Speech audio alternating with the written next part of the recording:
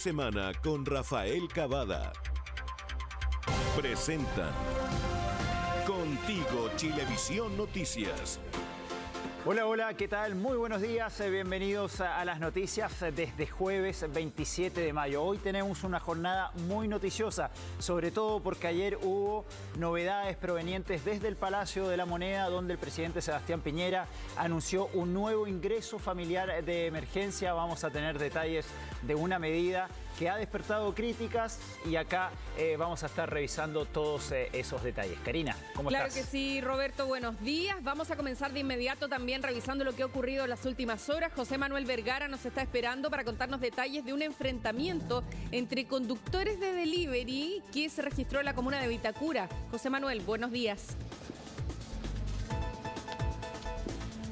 Hola Karina, hola Roberto, ¿cómo están? Buenos días. Este hecho reprochable ocurre precisamente en la comuna de Vitacura ayer a plena luz del día, cerca de las 13:30 horas de este día miércoles. Se ve en un registro de cámaras de seguridad como al menos un grupo de entre 3 a 4 motociclistas que eran repartidores de delivery, de comida rápida, en este caso del sector oriente de Santiago, bloquean el paso de un vehículo particular. Esto habría originado que uno de los repartidores, uno de los motociclistas en este caso, golpease con su casco el vidrio de este vehículo particular, en este caso la parte frontal de este automóvil, y también originó una persecución por parte de este conductor hacia los propios motociclistas. El procedimiento finaliza sin ninguna persona detenida, pero tiene un punto de partida un poco antes para poder también comprender el contexto de cómo se origina finalmente esa discusión. Al parecer, según declaraciones de las propias víctimas, en este caso los conductores, el conductor y el copiloto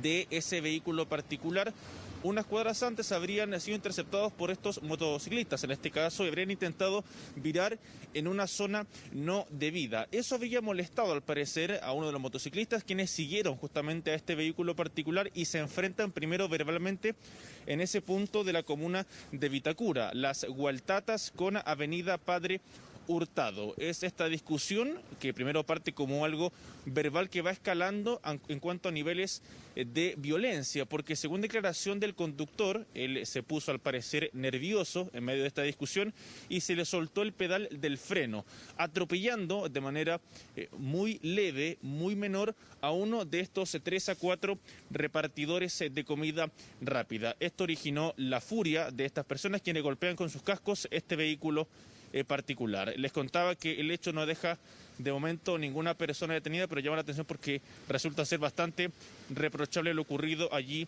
en la comuna de Vitacura. Tenemos declaraciones del conductor precisamente de este vehículo. Él explicó básicamente qué ocurrió en ese lugar de Las Gualtatas con Avenida Padre Hurtado.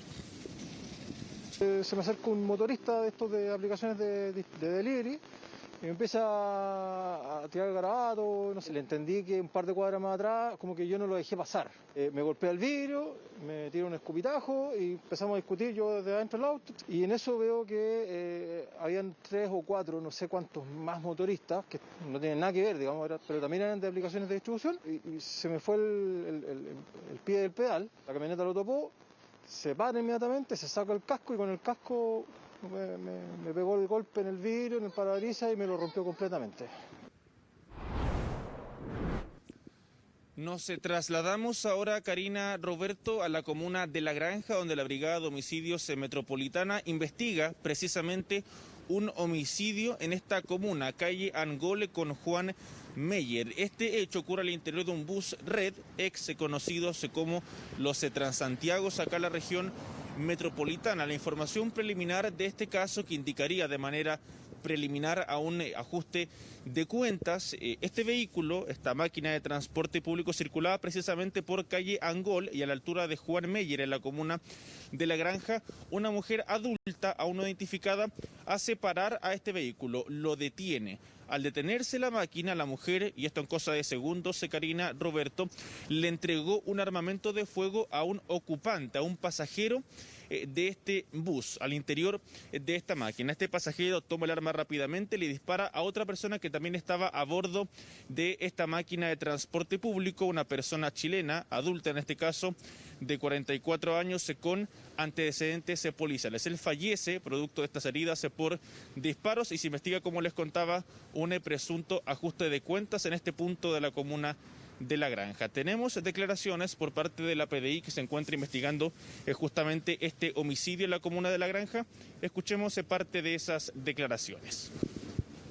Se habría suscitado una situación en el interior del bus que conllevó a que una persona adulta, sexo masculino, le efectuó un disparo a corta distancia para luego huir del lugar, siendo la víctima auxiliada por vecinos del sector.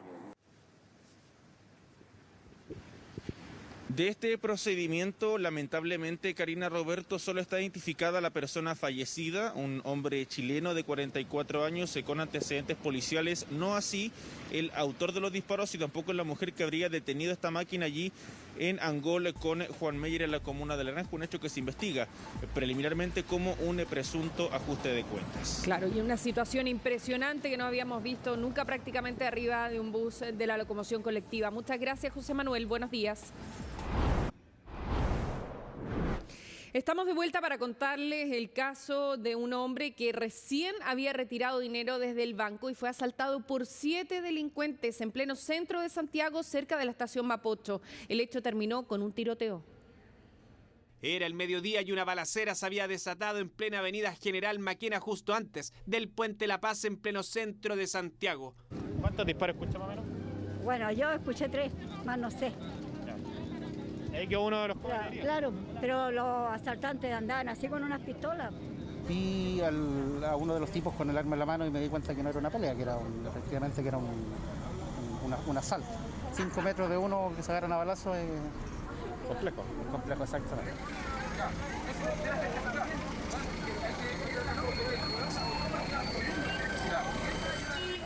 ¡Avance! Quien se encuentra en el piso herido a bala en su pierna derecha es uno de los al menos 7 delincuentes que minutos antes intentaron asaltar a un ciudadano chino que llevaba dinero en efectivo en una mochila que habría retirado desde una sucursal bancaria. Un ataque donde operaron en grupo, golpeando incluso a la víctima en plena calzada. 6 muchachos ahí a un extranjero le quitaron su bolso. Forcejearon con él, le pegaron cualquier patada. En el suelo, sí, el hombre se defendía pescando su mochila que no se la quitaran. Y en eso apareció carabinero de civil y se armó una balacera. Y es que en el momento exacto, cuando pretendían arrancar con el botín y aún con la víctima reducida, se encontraron con la intervención de los policías de civil que socorrieron al afectado, pensando que se trataba de una riña.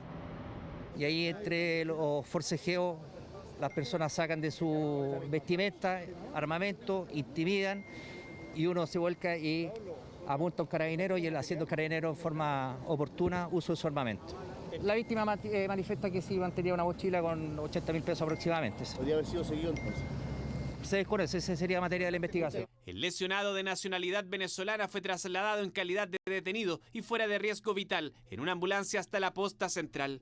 Bueno, aquí contamos con un servicio tanto en bicicleta, servicio bancario y también un servicio, digamos, de civil que trabaja acá a fin de los diferentes delitos que se puedan provocar o que puedan ser víctimas de los transeúntes. Carabineros asegura estar reforzando los controles en esta zona debido a un comercio itinerante que permanece en plena crisis sanitaria y a la alta concurrencia de personas al mercado Tirso de Molina y sus alrededores. Transeúntes y trabajadores alertan de la inseguridad en el sector. Ahí se ve de todo. Si hay gente como que no se vacuna, hay gente que anda sin mascarilla, que no se cuida, personas que andan robando, personas que compran robado también. Más que prometen que van a haber ladrones, van a parar la cuestión de las drogas. Todo sigue igual, pues. Estamos tranquilos, no salimos tranquilos ni la bajada de la micro, ni a subirla de la micro. Carabinero con uniforme arranca al delincuente, en cambio si lo ven de civil es diferente, pues. Es la única manera para poder atraparlo. Y eso fue lo que justamente ocurrió en este caso, donde el único detenido será formalizado este jueves mientras sigue la búsqueda de quienes eran sus otros compañeros de delito. Todo sigue igual, decía ahí uno de los entrevistados. Yo les cuento ahora que el conductor de un automóvil fue detenido después de una persecución policial que recorrió 2 comunas. Todo terminó con una mujer herida a balas y acá viene lo más sorprendente. Se descubrió que el hombre que había eludido el control de Carabineros era buscado como autor de un homicidio.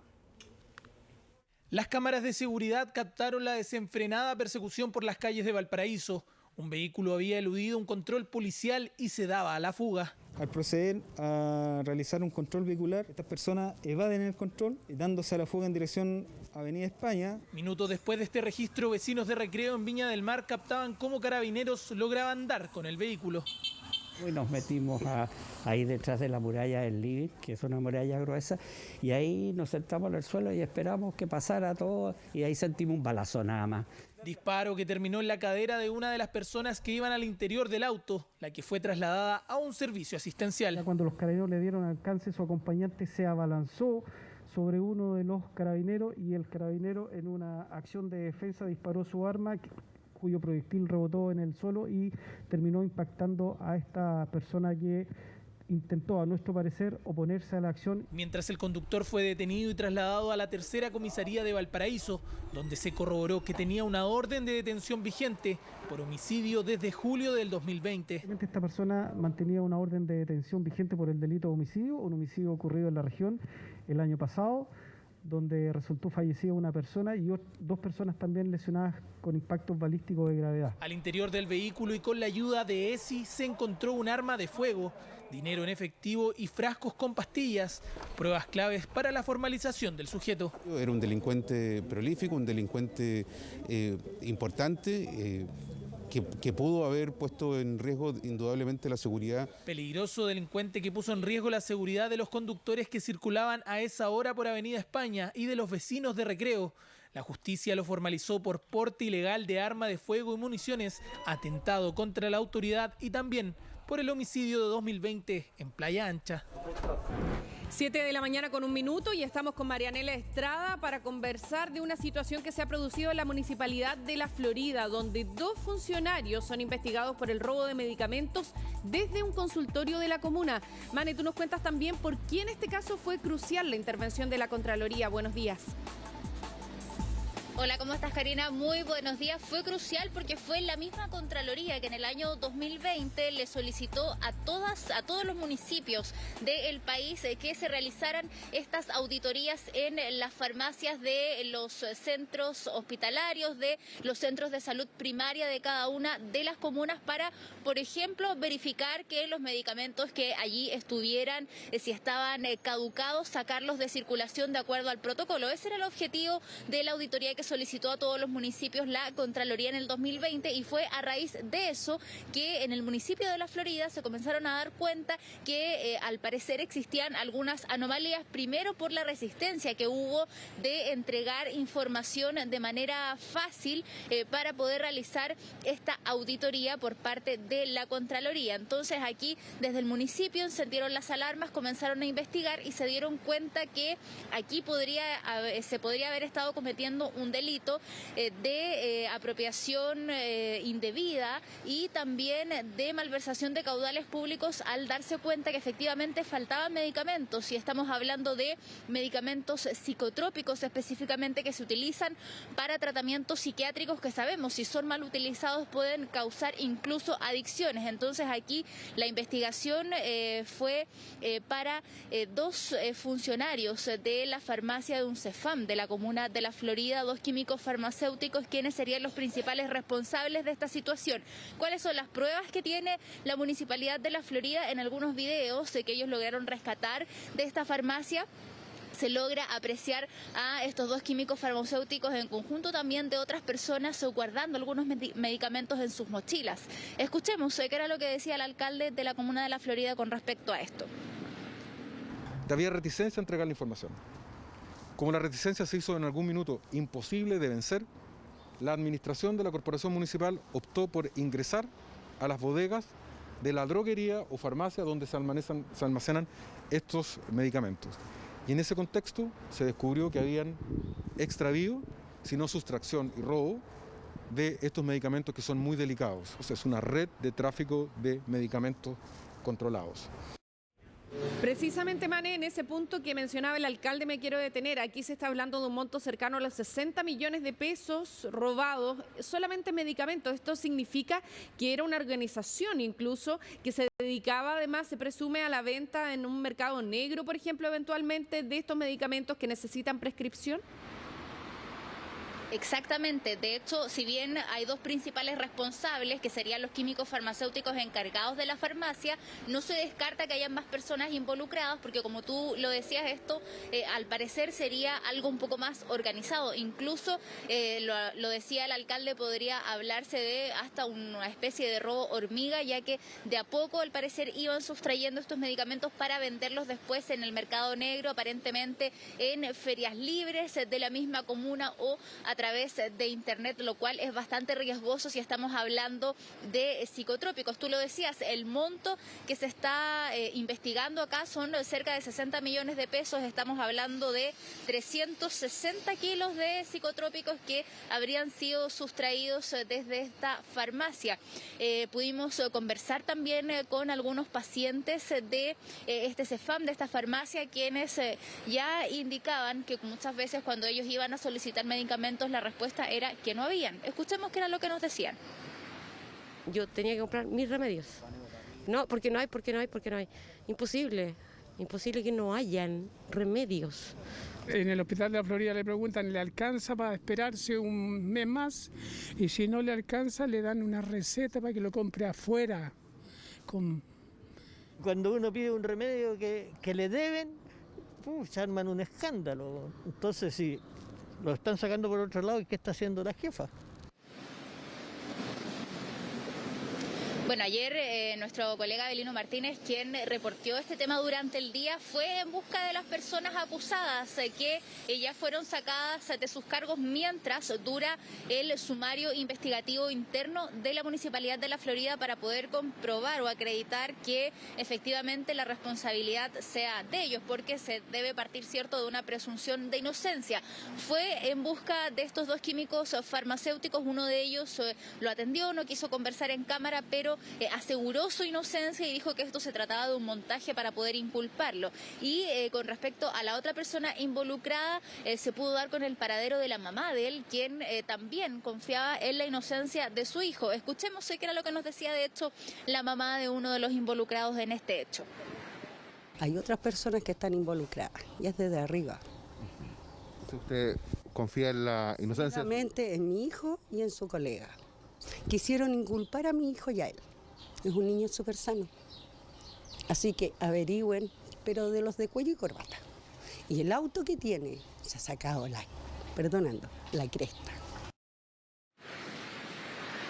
Claro, la mamá de uno de los involucrados se refería al vehículo de esta persona, porque otra de las sospechas que había era que estos dos químicos farmacéuticos poseían autos de lujo, autos de alta gama, y esto también hizo sospechar a las personas de la municipalidad, ya que nos decían los sueldos tampoco eran una cifra tan abultada como, por ejemplo, para poder acceder a este tipo de automóviles. Entonces, ese también era otro de los puntos de la investigación. Así que, por supuesto, vamos a seguir muy atentos a qué es lo que resuelve el Ministerio Público con respecto a esta querella que ya se interpuso. Se entregaron los documentos y a ver también si es que hay otros consultorios u otros sistemas de salud públicos involucrados en esto. Claro, eso es lo más preocupante, y ahí, como tú mencionabas, Mane, había luces de lo lucrativo que ha sido el negocio. Si es que tenían autos de lujo, si es que habían cambiado su estilo de vida, incluso los químicos farmacéuticos que están siendo investigados en este momento, bueno, hay señales que sin duda están hablando de algo mucho mayor.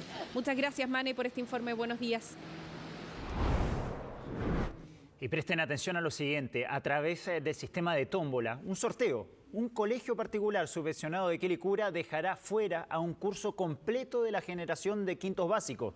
En el establecimiento señalan que la ley así lo indica cuando no se puede garantizar la continuidad de estudios a sus alumnos.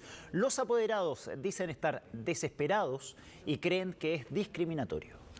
Yo antes de llegar a este colegio postulé a tómbolas, postulé a 10. Llegué a llorar, mi hija no quedó en ninguno. Después de que la hija de Tamara, que hoy cursa quinto básico, logró ingresar al colegio Palmares de Quilicura, pensó que nunca más volvería a pasar por el sistema de la tómbola. Una pesadilla para ella. Sin embargo, la semana pasada recibió un correo de la institución donde señalaban que realizarían dicho mecanismo, esta vez para eliminar alrededor de 30 alumnos de la generación. Que no tienen más cupo y que los cupos que ellos consideraban para solos son 4 quintos básicos y van a quedar solo 3 sextos.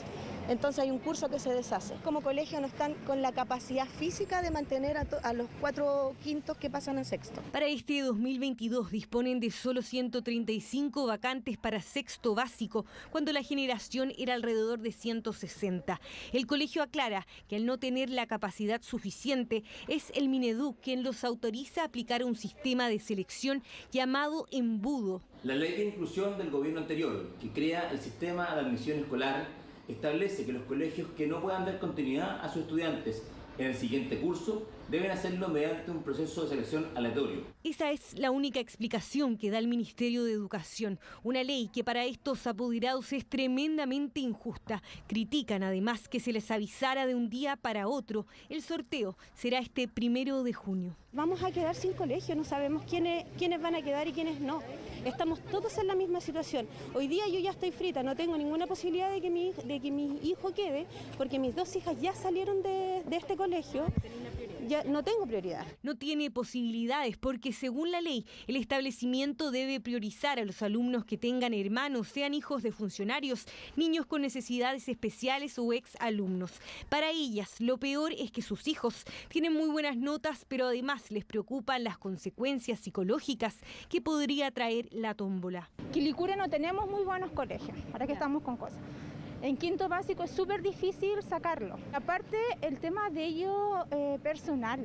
O sea, ellos me dicen, mamá, ¿por qué me tengo que ir a un concurso? ¿Por qué tengo que estudiar en base a un concurso? Mamá, yo no me quiero ir. Y nos avisan a estas alturas del año, cuando ya en realidad tenemos 0 posibilidades de buscar un colegio nuevo para nuestros hijos. Es fatal, encuentro que es una burla.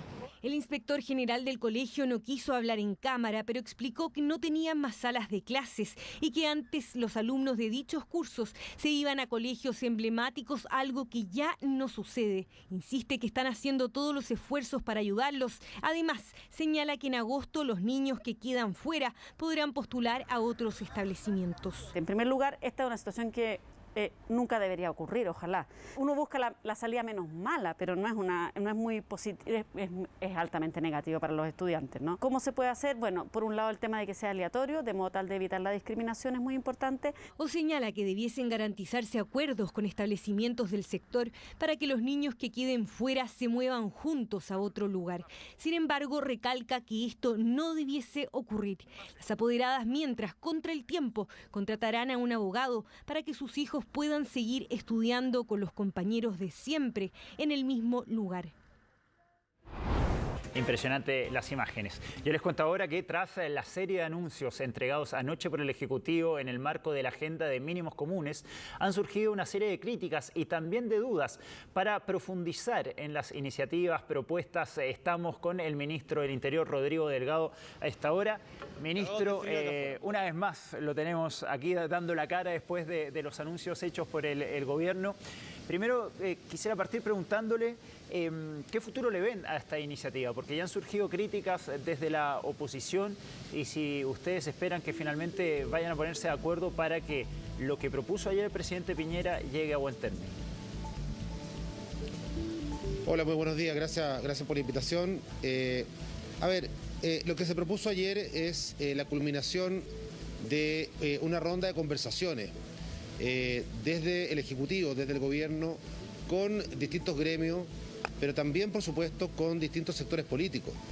Es indudable que hay un aporte muy importante de Chile Vamos, de sus bancadas de senadores, de diputados, sobre todo con el énfasis en las pymes, pero también hay que recordar que esto comienza con una conversación también con el Senado y con la Cámara de Diputados, el Senado que lidera la senadora Proboste. Por lo tanto, esta es la culminación de un proceso de participación, de conversaciones. Aquí se conversó con las pymes, con los alcaldes, con las universidades, con la sociedad civil. Por lo tanto, Esto no es de la noche a la mañana e involucra un esfuerzo del Estado muy importante. Por lo tanto, si usted me pregunta cuál es el futuro debiese ser auspicioso, aún más cuando esta propuesta no deja ninguna familia en Chile bajo la línea de la pobreza. Aún más cuando las pymes van a tener un bono importantísimo para poder, obviamente, paliar y también escalonado, dependiendo de su estructura, de sus gastos, de cuánto le ha pegado la pandemia. Por lo tanto, uno esperaría que esto se discuta con seriedad, con altura de mira y valorando el esfuerzo global que se ha realizado. Pero qué tan, ministro, buenos días, ¿qué tan auspicioso puede ser el futuro de estos proyectos en el Congreso, su aprobación en el Congreso, considerando que lo que se ha planteado es que el gobierno más bien acogió la propuesta del oficialismo y no la de la oposición? La oposición, usted decía, ha tenido conversaciones con la oposición en el último tiempo para llegar a hacer esta propuesta, pero la oposición hoy día está argumentando que no se escuchó lo que ellos dijeron, porque ellos planteaban un 30% más por sobre la línea de la pobreza, es decir, que el aporte por persona fuera en torno a los 226.000 pesos y ustedes están hablando de 177.000 pesos. ¿Qué tan auspicioso puede ser el debate en el Congreso? Además, para que esto sea rápido, ¿no? Claro, Karina, pero si tú haces un análisis un poquito de la historia de lo que se ha planteado de parte de la misma oposición, estamos hablando Frente Amplio, oposición, una parte importante, la misma CUT, no son sectores precisamente Chile Vamos, que plantearon hace algunos meses atrás que la línea de la pobreza era justamente la medida en la cual ellos se estarían sumando. Después vienen estas conversaciones, yo estuve presente en esa primera conversación aquí en La Moneda, Karina, donde estaba la senadora Proboste, estaba también Diego Paulsen por la Cámara de Diputados, y también se habló en esa oportunidad que la línea de la pobreza era una muy buena medida para poder abordar. Después, obviamente, hay un incremento en la solicitud, pero una negociación, una conversación no es imponer.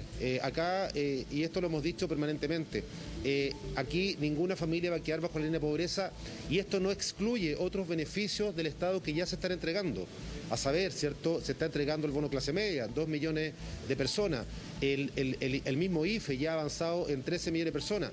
El bono saldo cero, 3,5 millones también de personas que tenían cero saldo en sus cuentas previsionales. Por lo tanto, esto no es en vez de, sino que es además de. ¿Ministro? Y por supuesto el esfuerzo fiscal también y la responsabilidad. Sí, solamente para terminar la idea, el esfuerzo fiscal también tiene que ser parte del análisis. Cuando uno gobierna, tiene variables distintas a cuando uno solo es oposición o tiene alguna candidatura en mente. Por lo tanto, los criterios, las variables para poder llegar a un punto intermedio deben ser consensuadas. La propuesta del gobierno, que está haciendo, ¿cierto?, mediante este proyecto, es una propuesta responsable, realista y también siempre pensando en las finanzas porque la pandemia aún no termina. Ministro, usted habla de personas que tienen candidaturas en mente. Me imagino que se refiere a la presidenta del Senado, Jasna Proboste. Ella habló ayer, salió a criticar justamente este anuncio del gobierno.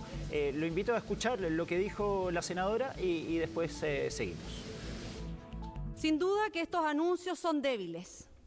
Son débiles para la familia, son débiles para las empresas de menor tamaño, son débiles para aquellos que creemos en que esta sociedad se tiene que jugar con otros valores y que el Estado debe hacer un esfuerzo mayor. La oposición ha dado muestra que tiene mayor capacidad de entender los problemas del Chile real, pero además tiene mayor capacidad de gobernabilidad. Ministro, cuando usted habla de personas que tienen candidaturas en mente, ¿se refiere a la senadora Jasna Proboste después de las críticas que realizó ayer? Lo que pasa es que uno puede hacer el parangón, el análisis, ¿cierto? Cuando uno...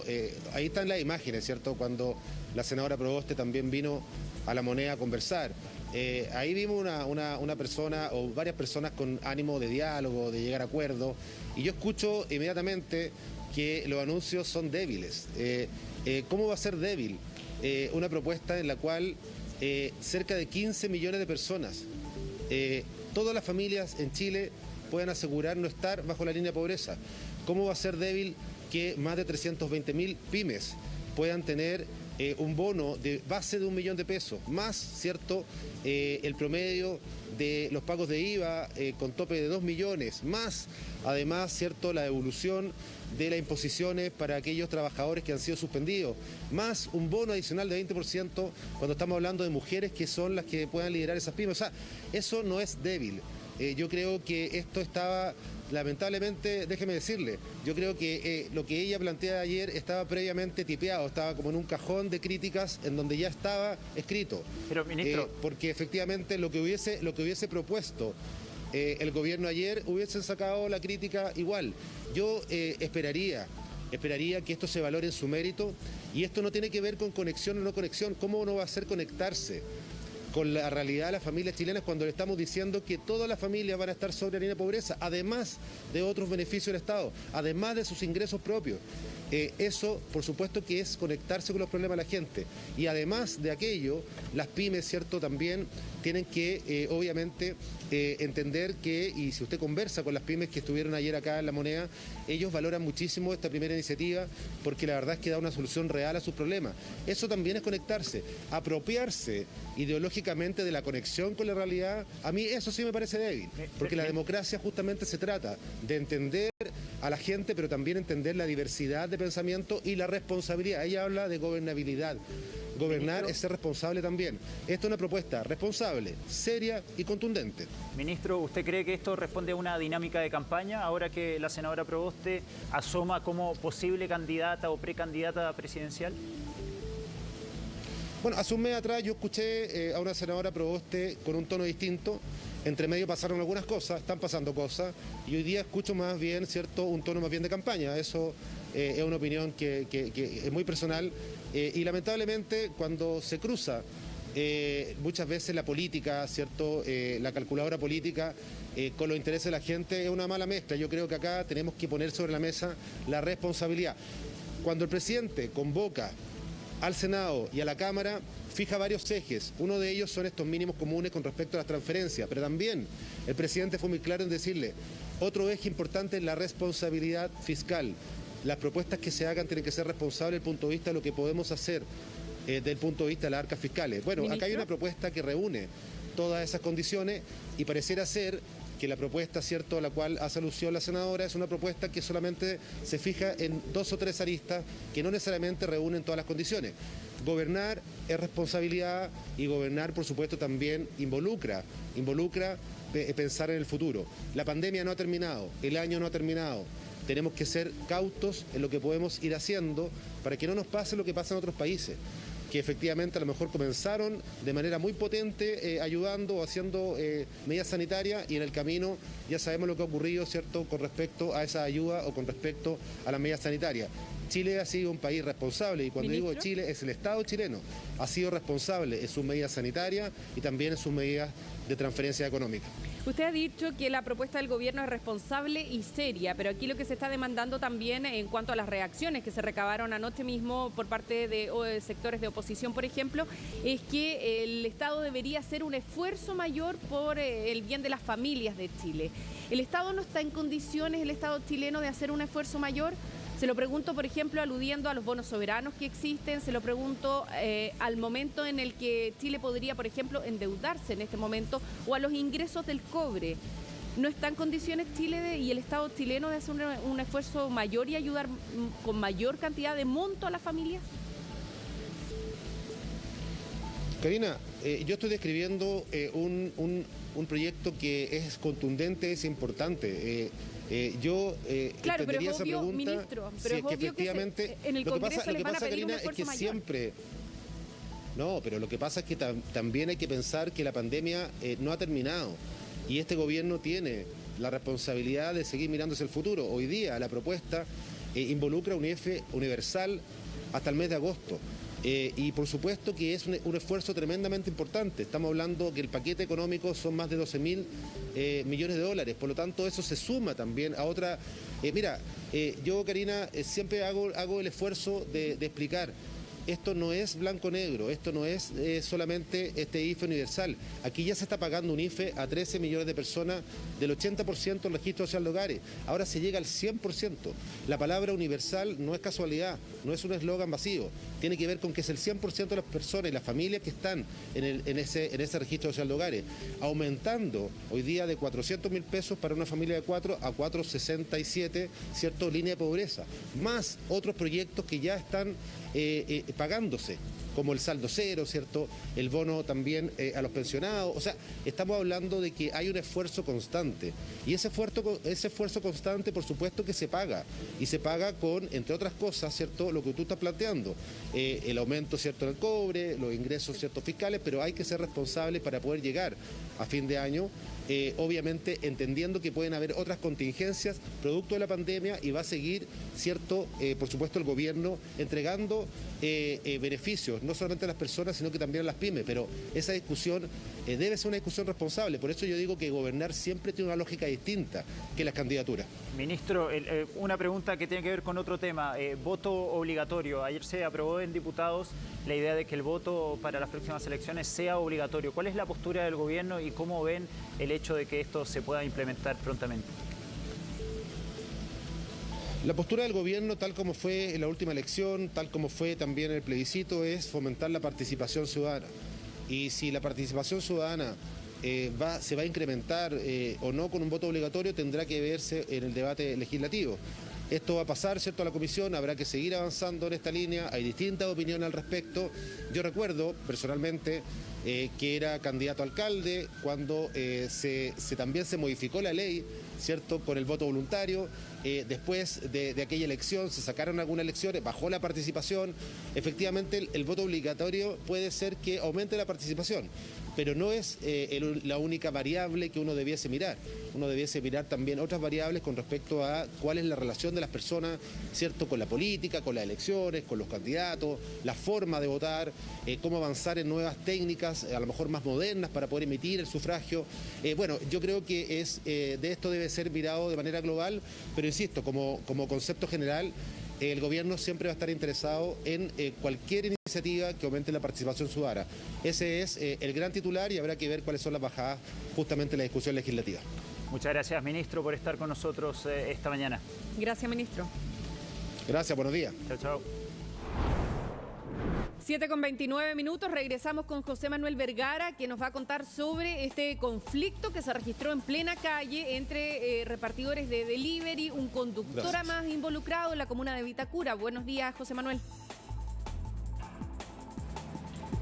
Y que se habría originado, Karina, buenos días, por algún tipo de problema por convivencia vial, precisamente unas cuadras antes, en la misma comuna de Vitacura. Este hecho ocurre cerca de la 1 de la tarde con 30 minutos en Las Gualtatas con avenida Padre Hurtado. Es en ese lugar, y que de hecho queda captado en esta cámara de seguridad del sector, como un conductor de un vehículo particular es literalmente interceptado por al menos 3 motocicletas que corresponden en este caso a repartidores de comida rápida o delivery también, como son conocidos. Se origina en ese lugar una discusión que, como les contaba, se habría originado previamente por algún tipo de convivencia vial por un viraje cuadras antes de ese lugar.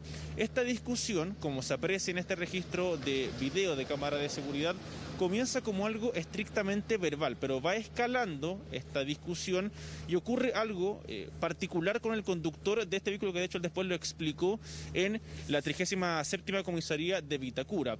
Él se habría puesto nervioso frente a la presencia de estas personas, esta discusión en plena vía pública, en un semáforo también de la comuna de Vitacura, y habría soltado el pedal del freno de este vehículo particular. En un movimiento al parecer involuntario, el vehículo avanza unos cuantos metros y atropella levemente a uno de estos repartidores. Esto provoca una discusión ya un poco más violenta y se aprecia como en el registro al menos una de estas personas, uno de estos motociclistas, utiliza su casco de transporte para poder golpear e incluso romper el vidrio frontal, delantero en este caso, de este vehículo particular. Los sujetos en esta moto se escapan rápidamente de ese lugar de la comuna de Vitacura y el vehículo que iba a bordo un conductor y su copiloto lo siguen rápidamente por diversas calles de esta misma comuna en el sector oriente de Santiago. Finalmente ninguna persona fue detenida por ese procedimiento, pero llama mucho la atención la agresividad ocurrida frente a esta discusión que termina finalmente con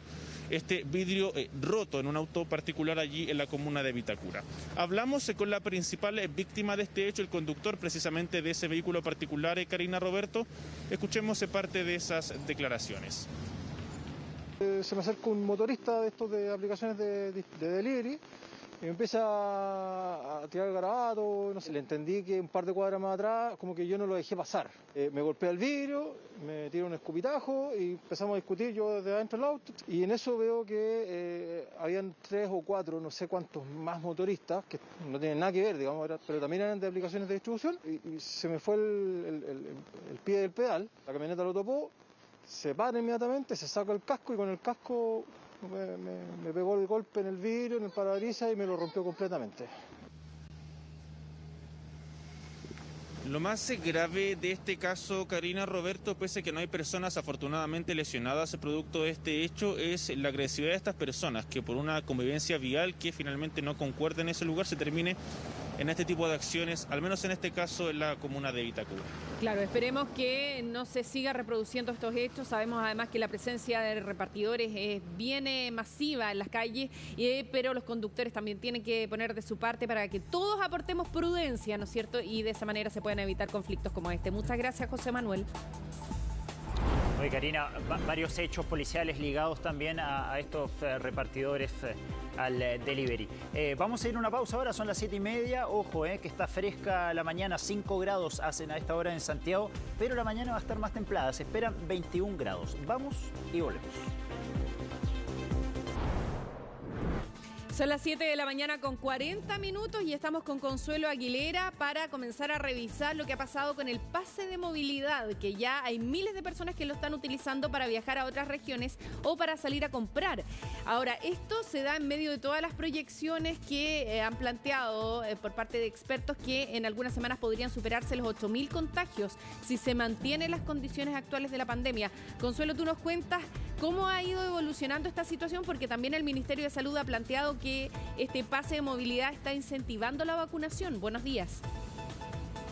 Hola, ¿cómo están? Muy buenos días. Claro, parece ser que el pase de movilidad efectivamente está siendo un incentivo para que las personas acudan a vacunarse. Al menos de eso da cuenta justamente las imágenes que hemos visto en estos últimos días en los vacunatorios prácticamente repletos, no solamente acá en la región metropolitana, sino que también en otros puntos del país, y las cifras también dan cuenta de eso. De hecho, según el último corte que se hizo, en promedio diariamente se están vacunando durante esta semana alrededor de 160.000 personas. Una cifra que no se registraba desde marzo del año pasado, de este año, cuando recién comenzó la campaña de vacunación masiva, algo que ha sido valorado además por parte de las autoridades. Nosotros hemos podido conversar con varias personas para preguntarles si efectivamente está siendo un incentivo o no, y la verdad es que sí dicen que es un estímulo adicional, que si bien la principal motivación es poder hacer frente a esta pandemia, sin duda el hecho de que este pase de movilidad les dé mayores libertades también es un incentivo, sobre todo para que la gente más joven acuda a vacunarse. Eso fue también la defensa que hizo ayer el ministro de Salud, Enrique París. Recordemos que este pase de movilidad ha sido cuestionado por los sectores médicos, sobre todo, particularmente por las sociedades médicas, pero él decía que efectivamente las cifras dan cuenta de que hay una mayor participación de personas jóvenes en este proceso de vacunación, lo que podría además ayudar a lograr antes esta anhelada inmunidad de rebaño para poder hacerle frente a esta pandemia. También, como hemos podido ver, son varias personas las que ya no están utilizando este pase de movilidad, si bien comenzó a regir recién el día de ayer. La página web donde se obtiene ya ha registrado más de 3 millones de visitas, por lo tanto hay bastante interés de parte de las personas en saber cómo se obtiene y finalmente también poder obtenerlo para utilizarlo principalmente, al parecer, para los viajes interregionales y también para hacer las compras de los insumos básicos. Escuchemos entonces parte de lo que pudimos conversar con algunas personas que estaban en el terminal de buses listos ya también para poder hacer uso de este pase de movilidad. No, ningún problema, pero igual tiene falla en el sentido de que hay que agregar un correo electrónico sí o sí. Y mucha gente mayor no tiene correo electrónico y uno le toma por su correo a varias gente. Yo quiero evitar y usar solamente un código y no todo el papeleo que hay que usar siempre con el colectivo. Estuve trabajando aquí en Santiago, entonces ya el trabajo ya se terminó. Entonces he tratado de viajar y no he podido viajar por el tema de la cuarentena y todo el asunto. Entonces no he podido viajar a Concepción. ¿Y este pase de movilidad le ayudaría a usted? Exactamente. En este sale que están mis 2 vacunas, todo completo. Sí, por supuesto que es muy conveniente, además que es necesario. La verdad es que ayer tenía que viajar a Talca y no pude. Me dijeron que hoy día lo podía hacer con ese pase. Solo un dato tomando como base, según la comparación que hacía el Ministerio de Salud el día 19 de mayo, el pasado 24 de mayo se registró un aumento de un 70% en la población vacunada entre 40 y 49 años, que ha sido particularmente la generación que ha tenido menor participación en este proceso de vacunación, por lo que sin duda, al parecer, este pase de movilidad estaría siendo una motivación para ello. Pero también hay preocupación por parte del Ministerio de Salud respecto a las proyecciones que tú bien mencionabas, Karina. Se habla de parte de algunos expertos que en las próximas 2 semanas los casos podrían nuevamente bordear los 8.000 contagios diarios. Esto porque, claro, esta semana, la semana pasada y también esta, los casos han ido en aumento, particularmente acá en la región metropolitana y también en otros sectores del país, y por eso los expertos advierten eso, lo que además se podría eventualmente ver potenciado con este pase de movilidad, tal como ocurrió en el verano con el permiso de vacaciones. Es por eso también que las sociedades médicas han cuestionado quizás el momento en el que se está entregando este pase de movilidad, entendiendo que su objetivo justamente es ir en ayuda de las pequeñas y medianas empresas que se han visto afectadas por la pandemia, pero también para las personas, porque la salud mental es un tema que no podemos tampoco dejar de lado en medio de esta pandemia. De todas formas, escuchemos lo que dijo el presidente de la SOCHIMI respecto a esta proyección de los casos. Hace algunas semanas tuvimos una baja en la demanda de camas y un poco también de baja en la ocupación de estas. Sin embargo, ahora nuevamente se ve un aumento, sobre todo a costa de pacientes no COVID. Sin embargo, los pacientes COVID también han aumentado en su cantidad. Ocupación de las camas críticas que está en torno a un 94%, con una positividad que en los últimos días también ha estado alta acá en la región metropolitana. Tendremos que estar atentos entonces al balance televisivo que haya durante esta jornada y ver también ahí cuáles son los anuncios al respecto. Sí, Consuelo, vamos a ver este fin de semana qué tanto van a usar las personas este pase de movilidad. Comunas en fase 3 cerca de Santiago, por ejemplo, Concón y Pichilemu, la gente podría ir y aprovechar el fin de semana. Incluso podrían desplazarse a comunas en fase 2 como Viña, Valparaíso, Algarrobo, pero no van a poder salir los fines de semana porque hay cuarentena. Donde no se puede ir es a las comunas en fase 1, como por ejemplo Cartagena. Consuelo, muchas gracias. Asesinato al interior de un bus del Transantiago. José Manuel Vergara nos trae más detalles, JM. Al parecer sería un presunto ajuste de cuentas. Roberto, buenos días. Ocurre este procedimiento en la comuna de La Granja ayer durante la tarde. Angol con Juan Meyer. En esas calles una mujer aparentemente detiene la marcha de un vehículo con una seña de manos. El vehículo de transporte público se detiene en esa esquina y aquí ocurre una situación todo en cosa de segundos. Esta mujer que había detenido la máquina, el bus Red ex Transantiago, entrega un arma, un armamento de fuego a un pasajero, a un ocupante de este bus Red. Este pasajero que recibe el armamento dispara rápidamente en contra de otra persona que también estaba precisamente a bordo de esta máquina del transporte público, quien fallece a consecuencia de estos disparos. Se trata de una persona chilena, un adulto en este caso de 44 años, quien registra antecedentes policiales. Es un procedimiento que investiga en este caso la Brigada de Homicidios Metropolitana de la Policía de Investigaciones y que de momento lamentablemente no deja ninguna persona detenida. Hablamos nosotros con la Brigada de Homicidios a raíz de este hecho grave porque ocurre al interior de un bus del transporte público. Roberto, Karina, escuchemos parte de esas declaraciones. Se habría suscitado una situación en el interior del bus que conllevó a que una persona adulta, sexo masculino, le efectuó un disparo a corta distancia para luego huir del lugar, siendo la víctima auxiliada por vecinos del sector.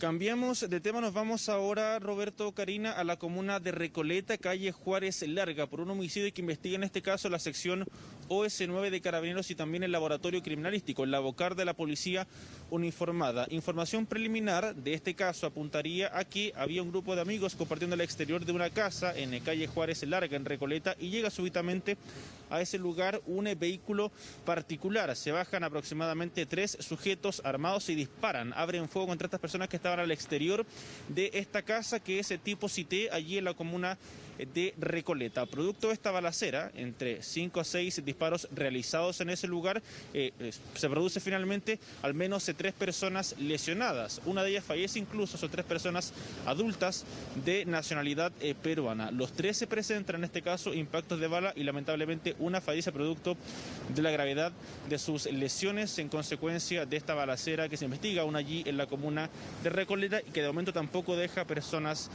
detenidas. Tenemos declaraciones por parte de la Fiscalía Centro Norte que está a cargo de esta investigación. Hay una hipótesis ya respecto de este caso. Escuchemos parte de esas declaraciones. Un vehículo llega a este lugar, se bajan alrededor de 3 personas, por lo menos, y proceden a disparar hacia el interior del inmueble, hiriendo a 3 personas que estaban compartiendo aquí afuera del domicilio. Una de ellas lamentablemente fallece y otros 2 quedan lesionados producto de estos impactos balísticos. Una hipótesis fuerte que tenemos hasta el momento es que al parecer los autores de este delito habrían estado buscando a un sujeto que viviría en el sector y que producto de eso, al parecer un error involuntario o voluntario, no lo sé, habrían disparado a estas personas que no tenían nada que ver con el hecho. Clave lo último que menciona el fiscal Roberto, Karina, nada tenían que ver con este hecho. Al parecer fue algo colateral el homicidio de estas personas porque se buscaba a otro sujeto en ese punto de la comuna de Recoleta. Finalmente y lamentablemente también resulta una persona fallecida y 2 heridos a bala allí en calle Juárez Largo durante la noche de este día jueves. JM, muchas gracias por toda la información policial. Gracias, José Manuel. Bueno, de esta manera estamos poniendo fin a las noticias en este día jueves y lo hacemos con bajísima temperatura. 3 grados a esta hora en Santiago, en la región metropolitana, pero va a subir rapidito. Hasta 21 vamos a llegar, como ha sido la tónica de esta semana, Roberto. ¿Sabes cuál es la mejor receta para combatir esta baja temperatura? A ver. No es una marraqueta crujiente, es una baguette crujiente. Me porté bien durante todo el noticiero y no dije nada, pero estamos clasificados a octavos de final, así que es una noticia importantísima que no habíamos dado durante el noticiero, pero hay que recalcarla porque después de 10 años la Católica vuelve a octavos de final en Copa Libertadores. Aquí está, de azul la chaqueta a esta hora de la mañana en este informativo, con la camiseta terriblemente puesta. Así es que sin duda le deseamos lo mejor y estamos felices hoy día por el triunfo de la Católica. Así nos estamos despidiendo, Roberto. Que tengan buenos días. Gracias por informarse con nosotros. Que estén bien. Chau, chau.